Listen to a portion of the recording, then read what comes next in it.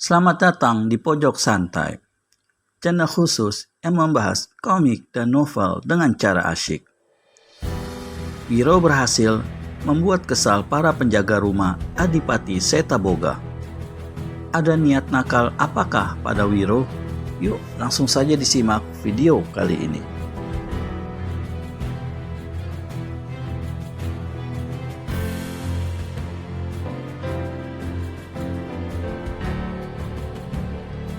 Setengah jam kemudian, ketika pemuda itu kembali, maka tamu-tamu di kadipaten sudah tak kelihatan lagi. Lampu besar di ruang depan sudah diganti dengan lampu kecil. Melihat kedatangan si pemuda dan yang seperti tadi berhenti di depan mereka, maka membentaklah salah seorang dari pengawal. "Orang Sinting, ada apa kau datang lagi ke sini?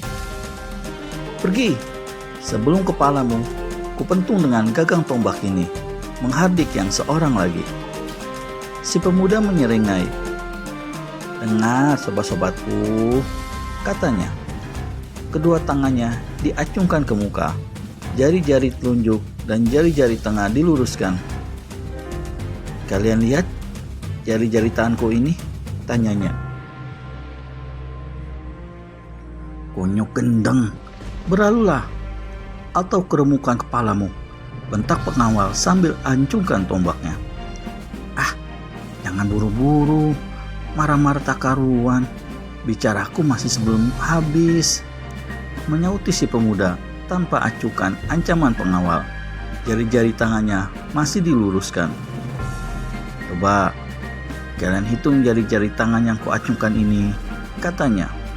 Tentu saja kedua pengawal jadi tambah mangkal melihat tingkah dan mendengar ucapan si pemuda. Maka dua gagang tombak pun meluncur deras ke kepala pemuda itu. Namun lebih cepat lagi dari luncuran kedua tombak itu, maka kedua tangan si pemuda tahu-tahu sudah menotok urat di pangkal leher pengawal-pengawal.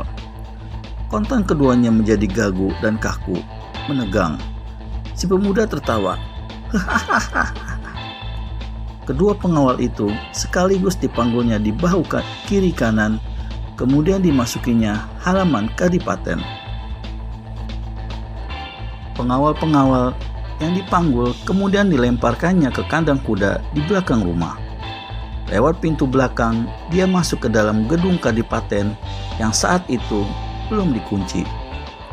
Seorang perempuan separuh umur yang bekerja sebagai pembantu rumah tangga dan yang saat itu tengah mencuci piring, terkejut melihat munculnya seorang pemuda berambut gondrong yang tak dikenalnya.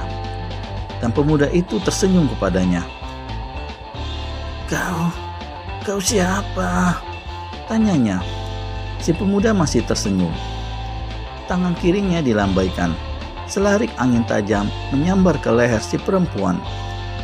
Perempuan ini hendak berteriak, namun saat itu mulutnya sudah gagu, lidahnya sudah keluh, sedang tubuhnya tak bisa lagi digerakkan akibat totokan jarak jauh yang lihai sekali. Si pemuda kemudian memasukkan perempuan itu ke dalam sebuah bilik kosong di bagian belakang gedung.